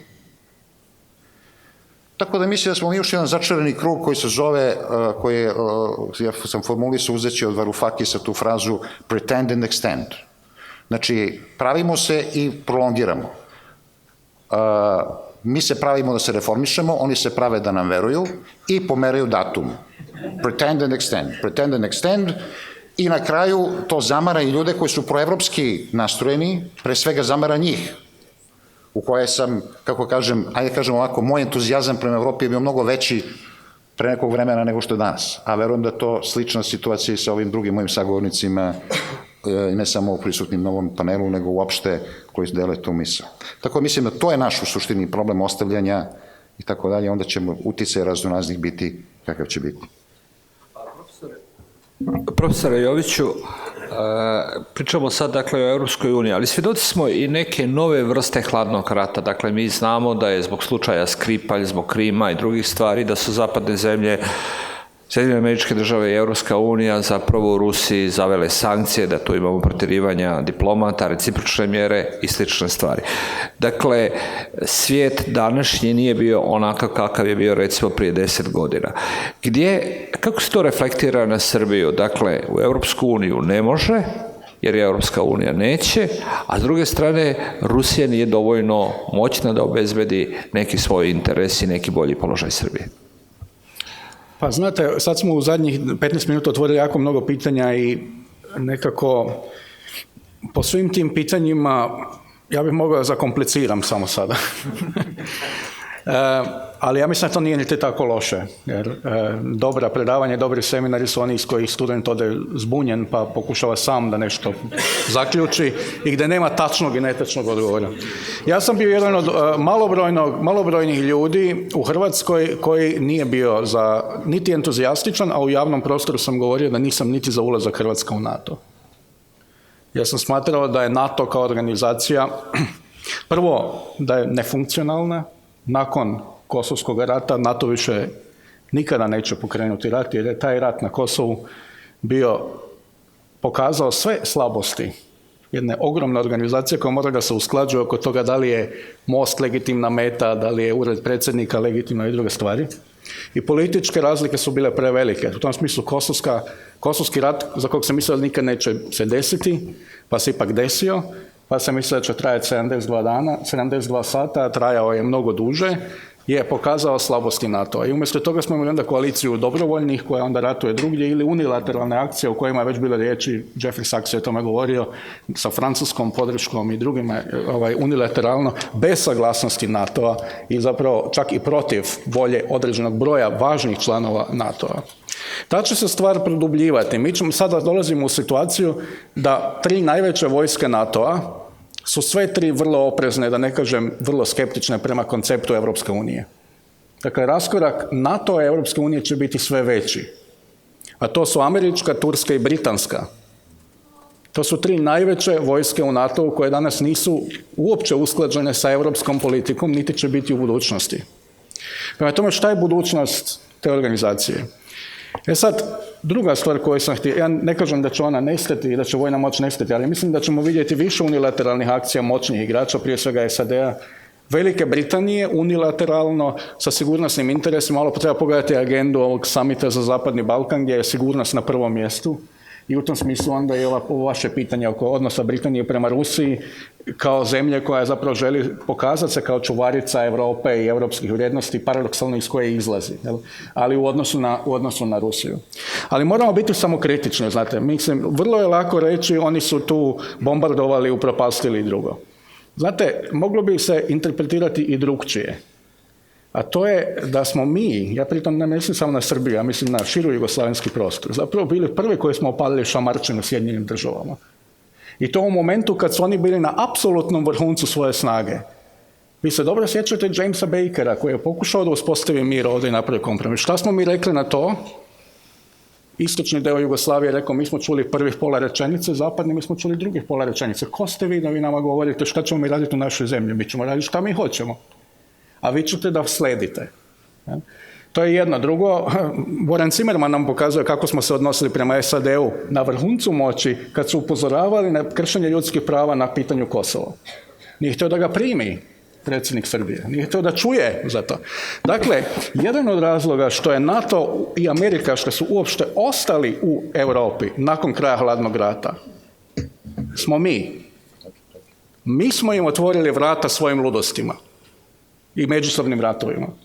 I to nasuprot Europi protiv koje je ta intruzija na europsko tlo i bila od prvog početka. Sjetite se rečenice Žaka Posa kod Slovenačkog rata, da je rekao ovo je moment za Europu, a ne za Ameriku. Rekao je, a za Ameriku. I krenuo je da rešava problem. Nakon 4 godine Amerikanci su rekli, čekaj, pustit ćemo mi dali to vreme za Europu. Nakon 4 godine, što Europa to nije mogla, pojavile su se Sjedinjene Američke Države i ostale u Europi. Kosovo u tom smislu dijeli Europu, ne dijeli samo Srbiju. I Kosovo je na neki način pitanje srca Europe, ako hoćete. Bezbednost i njihovih odnosa sa Sjedinjenim Američkim Državama koje postaju mnogo kompleksniji sada nego ikad ranije. Dakle, mi ipak moramo malo da budemo tu, pogledamo malo na sebe, šta smo mi napravili za to da mi danas imamo ovdje, da se nije formirala jedna i jedinstvena Europa koja je to htjela. A mi smo tada krenuli u potpuno drugom smeru, potpuno drugom, antiliberalnom, protiv mira, nacionalističkom, umjesto da idemo u neku integraciju, što smo u potpuno drugom smeru. I to me vraća na vaše pitanje oko hladnog rata. Ja se slažem sa idejom da hladnog rata neće biti, već smo danas čuli. Ja mislim da je u ovom prvom predavanju koje je bilo Jeffrey Sachs nešto govori o tome, ako se ne varam, možda i bio neko drugi u ovom panelu. Ali s druge strane, slažem se, Ivane, hladni rat je teško zamisliv, ali ipak razlike su i ideološke. Mi s jedne strane imamo ideju Europe, liberalne, prosvjetiteljske, antisuverenističke, namjerno, i protivnice svoje vlastite prošlosti i tradicije. Europska unija je pokušaj da se izađe iz europske prošlosti, koja je bila užasna. Europa je bila najkrvaviji kontinent u 20. stoljeću. I Europska unija je tu zato da bi spriječila suverenitet europskih nacija, pre svega najvećih. Jer je suverenitet europskih nacija doveo do rata između njih. Prema tome, to je logika Europe, da spriječi i ograniči suverenitet europskih naroda. A s druge strane imamo drugu ideologiju, koja nije samo ruska, nego je i turska sada, koliko vidim, i možda i mađarska sada, možda i poljska. Dakle, ideologija jednog zemalja drugih eksternih aktera i zemalja europske periferije, koje se osjećaju da više nisu dio Europe, nego su na periferiji Europe, iako su formalno članice Europske unije, koja se protivi liberalizmu, koja se protivi autonomiji, koja je protivnica ljudskih prava i koja skreće u suverenizam i tradicionalizam. To jeste ideološki sukob. I u tom smislu doista ima elemenata da se govori o budućem hladnom ratu. Profesore Jankoviću, vi ste mi pokazali da želite da nešto dodate. Da ubacim jednu polemičku varnicu, ako mogu, premda je vreme poodmaklo. Duboko se ne slažem sa analizom profesora Jovića, koja se tiče uticaja, relativnog uticaja naših grešaka i američkih nastojanja.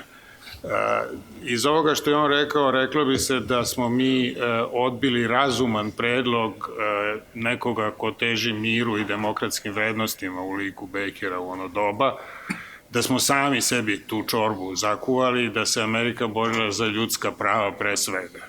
Ja na stvar gledam sasvim drugčije i čini mi se da ako čovek ima u vidu sve ono što se dešavalo, ne samo u Afganistanu, na Bliskom istoku, iz jedne zemlje u drugu zemlju, u treću zemlju, u Libiji, jer to sve bilo zbog ljudskih prava i da li su možda Libijci, Sirijci, Afganistanci među sobom bili toliko zavađeni i zaslepljeni nacionalizmom i čime sve ne, da bi izazvali intervenciju i tu vrstu mešanja unutrašnje stvari, blago rečeno, koje je Amerika činila. I prosto, kad vi vidite da danas imate Bondstil na Kosovu, prosto se pitam kako je moguće ne videti da je to ostvarenje jednog krajnje konkretnog, strateškog, vojnog interesa.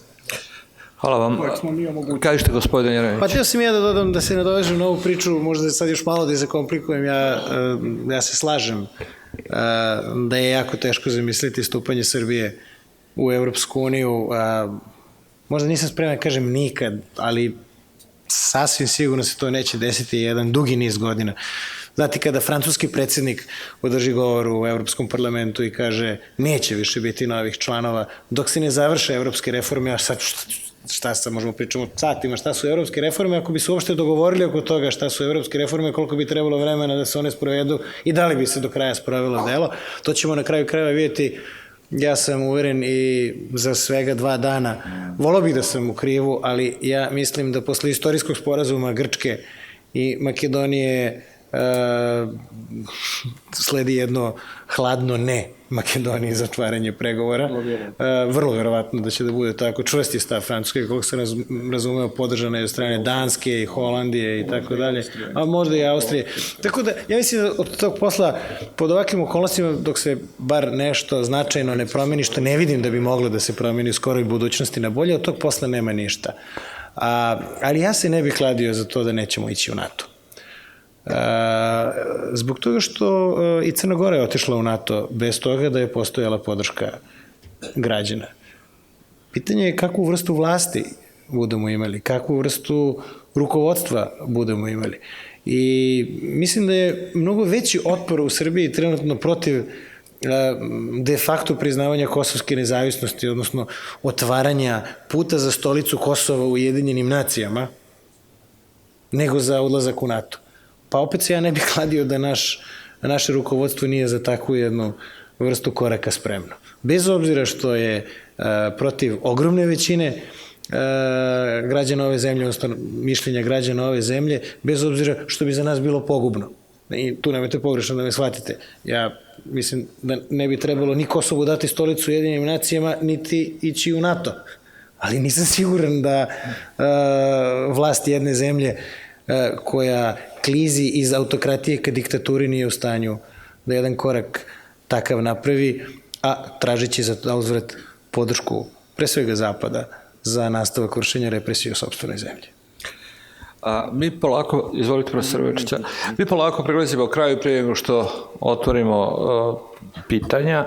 Ja bih sad pitao sve svoje sagovornike, a zamolio bih za jedan kraći odgovor. Dakle, ovaj panel, ova sesija se zove zapravo Srbija između istoka i zapada. Gdje se zapravo nalazi danas Srbija, profesor Vučiću?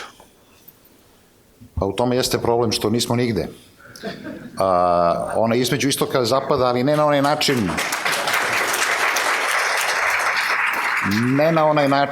onaj način u koje je to, odakle smo krenuli, istorijski način pravljenja nesvrstanosti od otklanjanja od Sovjetskog saveza posle rezolucije IB, odakle smo počeli danas ovu diskusiju, nego smo nigde upravo iz ovog razloga što smo govorili malo pre. Znači, Evropa je na dugom štapu, odnosno neko je rekao ovde nikad, ne postoji, naravno, nikakav ozbiljan način da postoji neka integracija sa nekakvim ruskim integracijama koje postoje na istoku i s treće strane postoji jedna relativno, kako kažem, za sada po autopilotu američka politika u smislu stabilnosti, Kosovo, Bosna i tako redom, nemojte pravite neke probleme i puno sreće na evropskom putu. Tako da smo u suštini nigde, sad, to nikad, ja volao sam da kažem, kad mi je neko rekao kad ćete u NATO, kad ćete u Evropsku uniju, kad ćemo ovo, nikad u politici je 10 godina.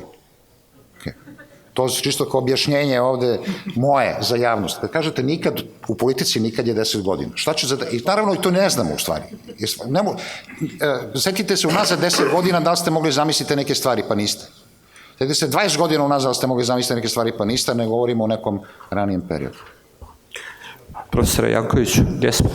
Pa, uglavnom je tačno ovo što rekao Ivan Vujačić, da nismo nigde, s tim što kad čovjek gleda tu situaciju, ja volim da verujem nepristrasno, to nije najgore što možda nam se desi. To ostati u toj sredini, to podrazumeva prvo jednu vrstu nesvrstanosti, nimalo slično onome iz Titovih vremena, da ne bi bio pogrešno shvaćen, niti postoji ta ravnoteža, niti bi nam Zapad pomagao kao što je pomagao u doba Tita i tako dalje, ali ja verujem da ostajanje izvan Evropske unije i izvan NATO, pogotovo izvan NATO, ne bi značilo katastrofu za ovu državu i za ovaj narod.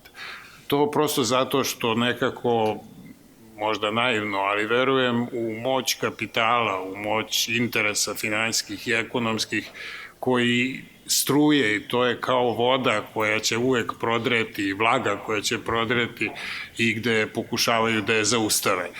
Mislim da ne dolazi u obzir neki mehanizam novih sankcija ili izolacije, jer to je suviše krupan korak da bi oni to preduzeli, pogotovo s obzirom da nisu složni među sobom prema tome, i to je neka vrsta zaključka.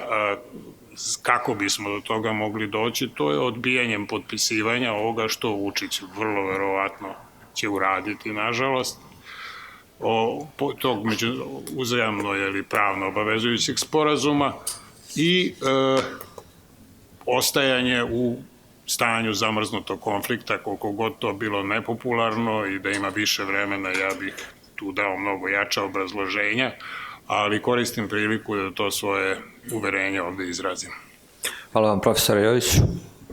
Meni se ponekad čini gotovo paradoksalno da bi šanse za ulazak u Europsku uniju, a posebno NATO, bile veće kad bi ruska prisutnost bila veća ovdje.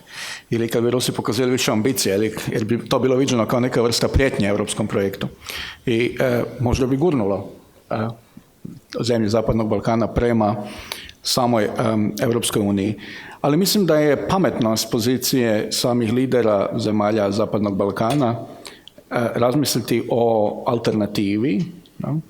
Dakle, da ne ponavljaju samo jednu te istu priču, a to je Europska unija nema alternative, nego da barem razmisle o alternativi s ciljem dugoročnog očuvanja mira na Balkanu.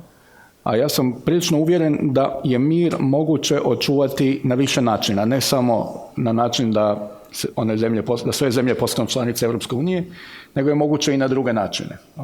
Recimo, uspostavljanjem približne ravnoteže snaga kad se radi o odnosima unutar regiona i kad se radi o utjecaju vanjskih aktera.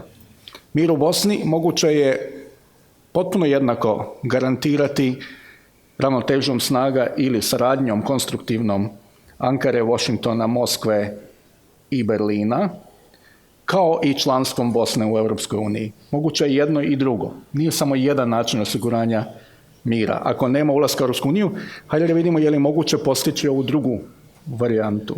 Najgore i najveća opasnost je da nema ni jedne od tih garancija. Ni Europske unije, ni ravnotežu snaga. Onda se nalazimo u jednom limbu, jednom kaosu, stanju kaosa i anarhije, kako smo već vidjeli s krajem hladnog rata. To treba izbjeći. Hvala vam i gospodine Jeremiću, gdje smo? Pa ja mislim da nema nikakve dileme da ćemo mi ostati predvorje Evropske unije. To ne mora nužno značiti predvorje Evrope. Zavisi od toga kako ćemo mi se opredeliti da sami sebe uredimo na ovom prostoru. Dakle, predvorje Evropske unije može biti Evropa, a može biti i nešto drugo. Ja mislim da bi bilo dobro kada bi to bila Evropa.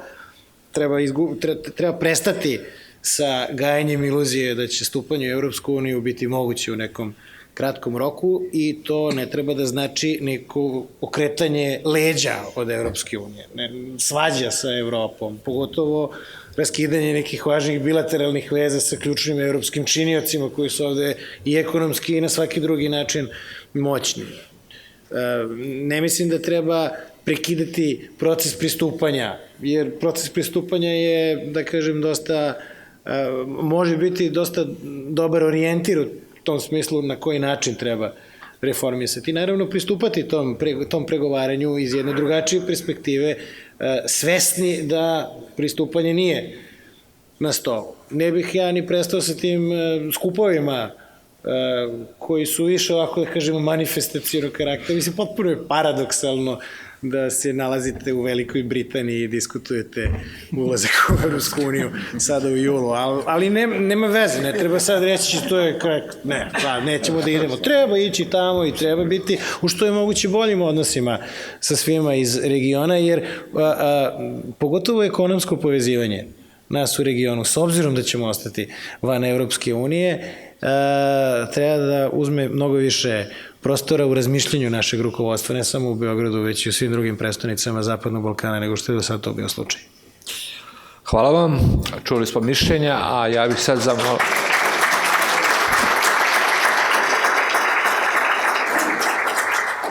bih sad zamolio, dakle, ako ima pitanja, da se postave, da budu kratka i konkretna. Izvolite. Samo malo mikrofon da sačekate. I molim vas da se i predstavite, naravno. Da vidimo da li će doći mikrofon. Dolazi mikrofon? Stiže. Evo, stiže. Evo ga. Ja sam Petrović Lazar, student sam na Pravnom fakultetu. pre svega gospodo dobroveče, hvala što ste sa nama. A ono što bih ja želeo da pitam jeste to da svedoci smo da u poslednjih nekoliko meseci Rusija ima bitnije stvari od onoga što bi možda predstavljalo njen uticaj na Balkan i na Srbiju.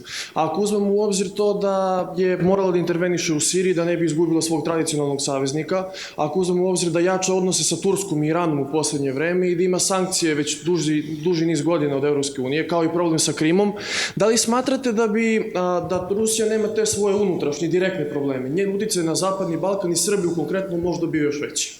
Hvala. A kome je pitanje upućeno samo? Kogod, i Vuku Jeremiću, a naravno i kako neko profesora želi da odgovori. Ja sam baš odgovorio za jedan zapadni medij juče na to pitanje, pa ću ponoviti. Pre svega, ja ne mislim da je intervencija u Siriji bila isključivo usmerena na to da sačuva tradicionalnog saveznika. To je bio jedan deo motivacije. Ja mislim da je intervencija u Siriji dobrim delom bio i odgovor na Ukrajinu i na ono što se desilo u Ukrajini, da se pokaže da ne može baš da se bez ikakve cene toliko zadire u nešto što Rusija tradicionalno smatra kao svoj prostor, svoj deo i svoje interese. Ali ja mislim da što je ruska ekonomska situacija teža, paradoksalno to će uticaj ovde na Balkanu biti veći. Jer bit će važnije da se prisustvo u geopolitičkom smislu pojača. Nije to nužno vezano za ekonomsku poziciju Rusije, jer s druge strane nije toliko ni jaka ekonomska pozicija Rusije ovde. I ja mislim da je greška što činjenica da se vodi politika koja je dosta otvorena prema Rusiji. Nismo pominjali, ali nas često iz Evrope kritikuju da se ne pridružujemo evropskim stavovima zajedničke evropske politike i tako dalje. Ja mislim da to je jedna od retkih stvari koje ja ne bih kritikovao ovu vlast, jer mislim da je to naprosto neophodno, imajući u vidu te situacije na Savetu bezbednosti i Kosovo i tako dalje. Ali kad se već ima tako dobar odnos sa Rusijom, potpuno je besmisleno nemati veći ekonomski benefit od svega toga, jer Rusija je veliko tržište, u Rusiju može da se izvozi sve te maline što smo bacili i prosuli, to ja verujem ove godine, naravno nisu samo maline po sredi, može da se izvozi u Rusiju i prosto je neshvatljivo zašto se tako objektivno dobri, solidni odnosi sa Ruskom federacijom ne koriste više u ekonomskom smislu, ali ne verujem da razmišljanja ove vlasti ide u tom pravcu. Sljedeće pitanje. Evo, izvolite vi. Evo, vi ste prvi u plavoj košulji. Samo mikrofon. Ja bih samo dva kratka... Samo se predstavite, molim vas. Dragan Bradić. Ja bih dva kratka pitanja, pre svega za profesora Jovića, koji je po meni dao najbolju analizu u večerašnjem predavanju, a tiče se pre svega činjenice da smo mi udarili prvi šamar. I pitanje ide u sledećem smislu. Šta se dešavalo pre šamara? Znači, postoji istorija i pre toga. Kakav je odnos Zapada od 80. godina, pre svega u ekonomskom smislu, bio u odnosu na naš region? I da li je to moglo da utiče i uticalo na sve što se kasnije dešavalo? To je jedno pitanje. Drugo pitanje je primedba, čini mi se da previše evrocentrično gledamo na sve što se oko nas dešava i čini mi se da u tom smislu išla rasprava. Ako mi nismo nigde, moje pitanje je gde je Evropa i gde je Amerika? Šta je sa identitetom Evrope i šta je sa identitetom Amerike trenutno i gde su oni u odnosu na globalne svetske ekonomske i političke procese? Da li na periferiji ili još uvek u centru? Hvala, profesor Jović. Da, ovo prvo pitanje je direktno zapravo meni. Šta se dešavalo pre toga? Naravno, vreme ne počinje i nestaje, tako da sad ovisi tačno gde ulazimo. Ali mislim da mislite pre svega na ulogu MMF-a i pretpostavljam dakle ekonomski potrebama ekonomske reformi. Ja sam o tome razgovarao dosta sa samim glavnim akterima jugoslavenske politike istog doba, recimo s Milkom Planinc, na primjer, koja za razliku od ovako, ja bih rekao, nekih dosta istaknutih promarksističkih istoričara, na primjer Susan Woodward, koja smatra da je to glavni razlog raspada Jugoslavije, koja nije sasvim sigurna da je to istina. Ona kaže, ja sam vodila bitku kao predsjednica vlade protiv stalnih intervencija ideologije, odnosno partije. Morala sam se malo odcepiti od partije. A to je morao i moj prethodnik Veselin Đuranović i moja dva nasljednika, Branko Mikulić i Ante Marković, koji su svi dali ostavke na kraju i propali u svoje to namjeri. I meni je Amerika bila dobar saveznik. Da mogu da kažem, ljudi, slušajte, pričajte vi, mislim, priče ideološki na partijskim sastancima oko toga da li je ovo skretanje ili ono skretanje opasno i šta se tu dešava. I bavite se vi tim nacionalnim pitanjem koliko hoćete u partiji, ali dajte, mislim, da vlada pokuša da vrati dugove, da razvije tržište, da pokuša malo da se emancipuje, jer ja moram razgovarati sa njima kao ravnopravan partner. Njih uopšte ne interesuje da li smo mi socijalistička zemlja ili nismo. Njih interesuje, ako smo uzeli kredite, kako ćemo da ih vratimo. I oni ne žele da čuju za odgovor, to je u nadležnosti Republike. Republika Hrvatska uzela je kredit, a Hrvatska je uzela najviše kredite da bi investirala, i sada Republika Hrvatska kaže, a mi ne možemo da vratimo, da vrati Jugoslavija. Drugi kažu, pa ne može Jugoslavija vrati ovo što je uzela Hrvatska. Dakle, neka vrati Hrvatska. Dakle, te vaše svađe, ko je tu nadležan? Federacija, Republike? Mi to ne želimo.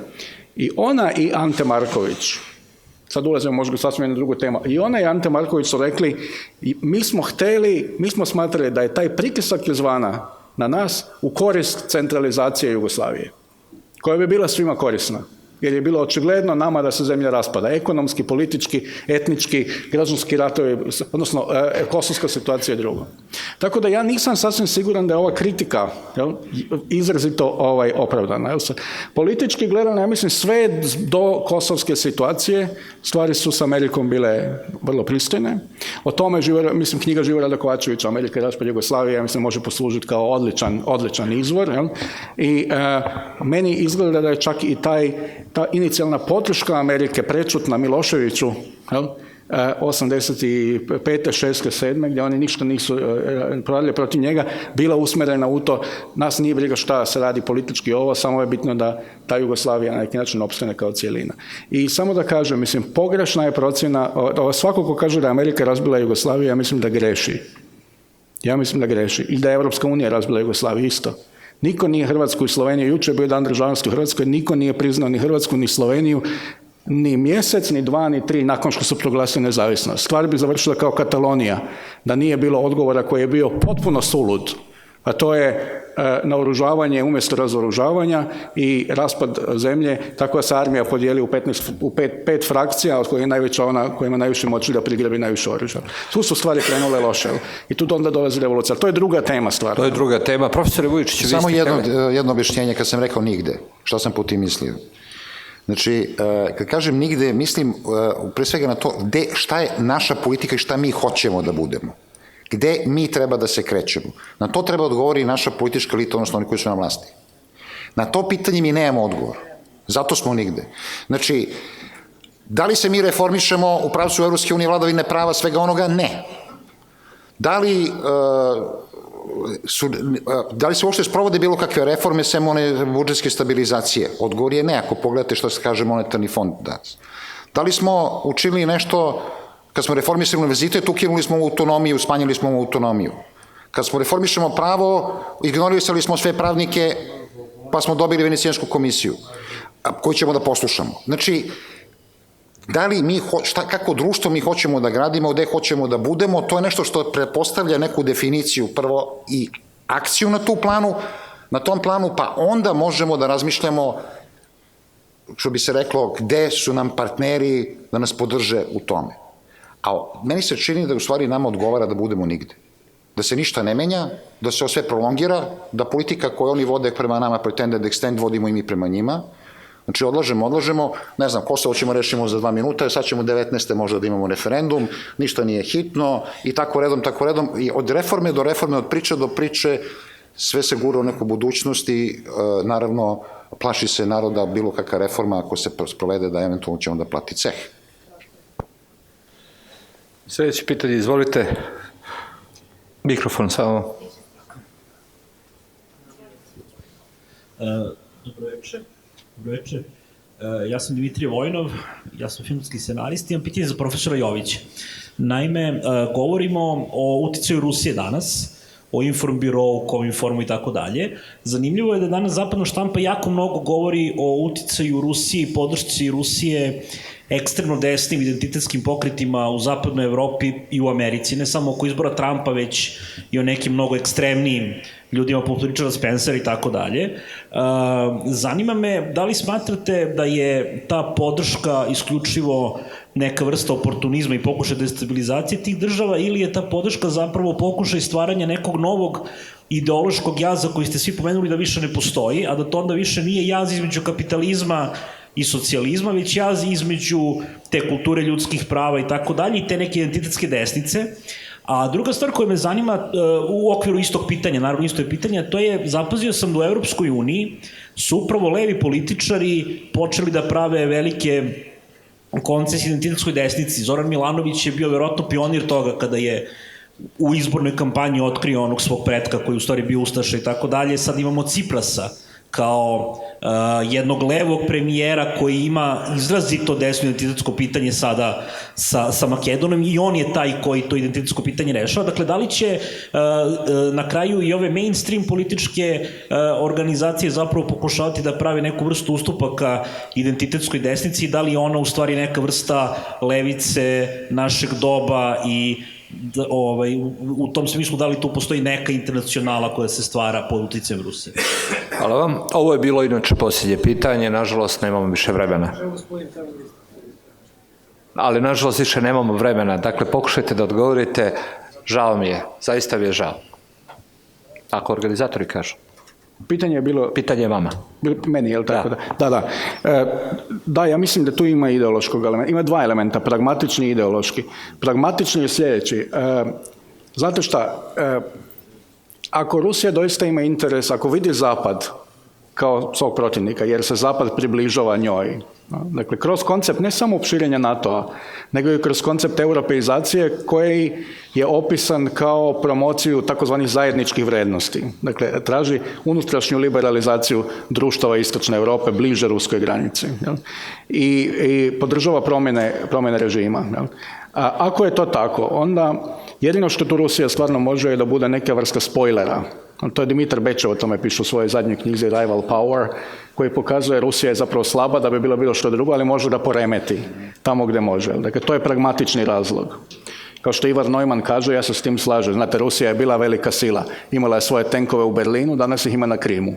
Dakle, treba ipak biti realan oko toga gdje je stvarna moć Rusije sada u odnosu na prošlih 20 godina. A druga stvar je ideološka. Ja mislim da tu imate pravo, a to je protivljenje liberalizmu kao konceptu. I ono što ja nikako ne mogu da razumem je da se leve snage, uključujući i u Srbiji, u Hrvatskoj, da koga će da napadnu neoliberalizam, koji nikada nije postojao. Linije liberalizma nije bilo ovdje jakoga, kamoli neoliberalizma. Ovdje su glavne snage konzervativne i revolucionarne. A ovaj srednji put ne postoji. Tako da ja mislim da je ta podrška i ideološki uslovljena i kao što sam rekao, u tom smislu vidim mogućnost novog hladnog rata, koji nije više između država, nego je unutar država. Novi hladni rat je serija građanskih, pod navodnicima, ratova oko ideologija. Na primjer, u Hrvatskoj se vodi kroz ovaj pokret u ime obitelji koji pokušava da poništi ne samo liberalne socijalističke vrijednosti, nego i liberalne, nego i prosvetiteljske vrijednosti. I da se vrati u neku mističnu, poluimperijalnu, zamišljenu, nebesku Hrvatsku. Takvih nebeskih ima svuda, zamišljenih, idealnih, koje su sve upropastili ovi liberali, komunisti, francuska revolucija i pravo glasa za žene. To sve treba se ukine, iako može i škole da se ukinu isto i samo da postoji verska nastava, ništa drugo. I tu versku nastavu ne ovi liberalni popovi, nego samo ovi pravi da drže, verifikovani.